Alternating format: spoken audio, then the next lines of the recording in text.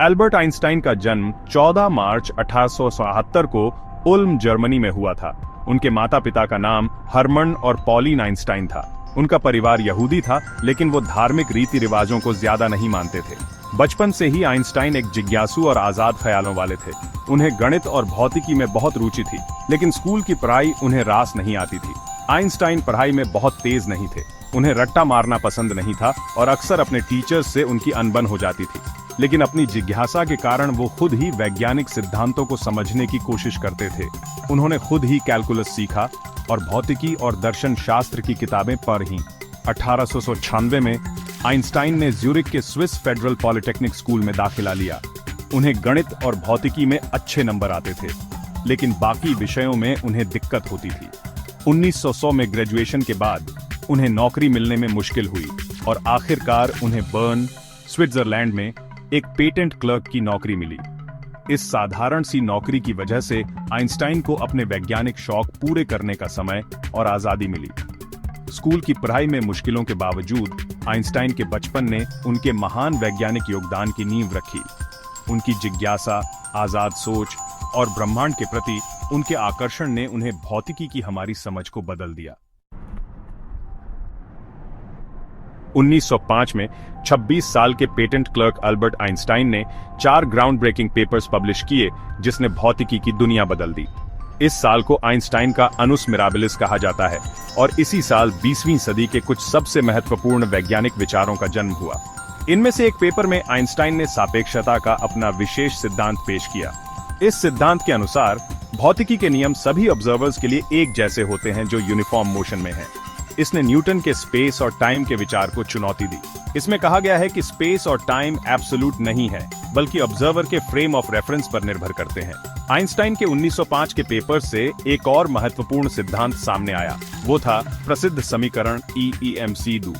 यह आसान सा दिखने वाला समीकरण ऊर्जा और द्रव्यमान की समानता को दर्शाता है, जिसका अर्थ है कि थोड़े से द्रव्यमान को भी भारी मात्रा में ऊर्जा में बदला जा सकता है। आगे चलकर इस समीकरण का परमाणु ऊर्जा के विकास पर गहरा प्रभाव पड़ा।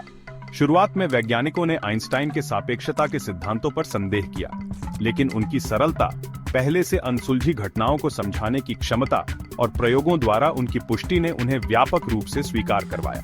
आइंस्टाइन के काम ने गुरुत्वाकर्षण, अंतरिक्ष, समय और ब्रह्मांड के बारे में हमारी समझ को बदल दिया। 1905 में 26 साल के पेटेंट क्लर्क अल्बर्ट आइंस्टाइन ने 4 ग्राउंड ब्रेकिंग पेपर्स पब्लिश किए, जिसने भौतिकी की दुनिया बदल दी। इस साल को आइंस्टाइन का अनुस मिराबिलिस कहा जाता है और इसी साल 20वीं सदी के कुछ सबसे महत्वपूर्ण वैज्ञानिक विचारों का जन्म हुआ। इनमें से एक पेपर में आइंस्टाइन ने सापेक्षता का अपना विशेष सिद्धांत पेश किया। इस सिद्धांत के अनुसार भौतिकी के नियम सभी ऑब्जर्वर्स के लिए एक जैसे होते हैं जो यूनिफॉर्म मोशन में हैं। इसने न्यूटन के स्पेस और टाइम के विचार को चुनौती दी। इसमें कहा गया है कि स्पेस और टाइम एब्सोल्यूट नहीं है, बल्कि ऑब्जर्वर के फ्रेम ऑफ रेफरेंस पर निर्भर करते हैं।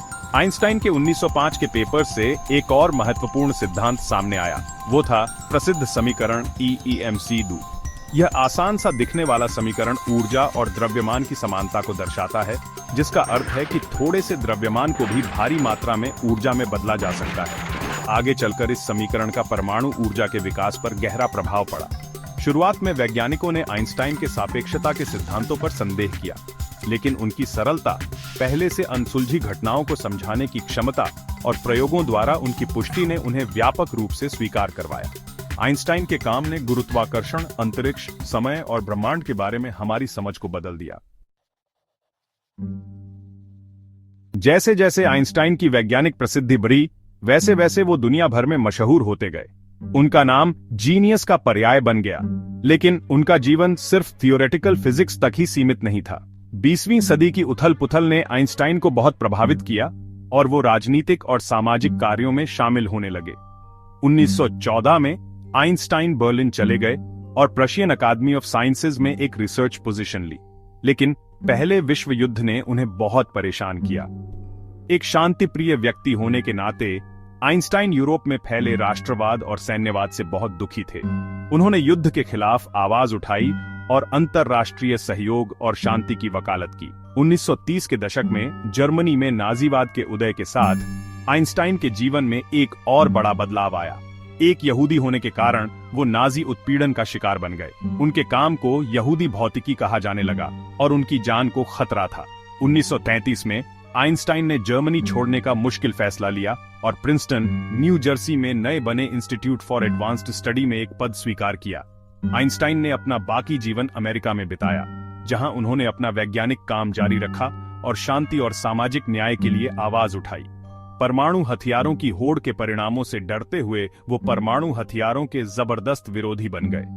आइंस्टाइन के सामाजिक कार्यों ने उनकी गहरी मानवता और उनके इस विश्वास को दर्शाया कि तर्क और नैतिकता की ताकत नफरत और विनाश पर जीत सकती है।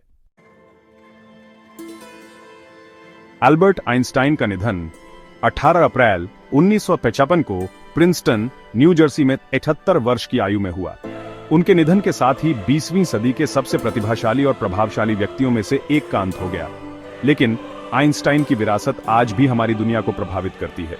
आइंस्टाइन के सापेक्षता के सिद्धांतों ने ब्रह्मांड के बारे में हमारी समझ को बदल दिया, जिससे ब्रह्मांड विज्ञान, खगोल भौतिकी और गुरुत्वाकर्षण की प्रकृति के बारे में हमारी समझ में प्रगति हुई। उनके काम ने जीपीएस नेविगेशन और अंतरिक्ष अन्वेषण जैसी तकनीकों की नींव रखी।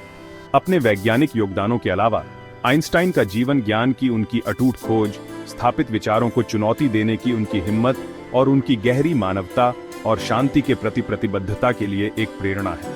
उनका नाम प्रतिभा, रचनात्मकता और ब्रह्मांड के रहस्यों को उजागर करने की मानव मस्तिष्क की शक्ति का पर्याय बना हुआ है।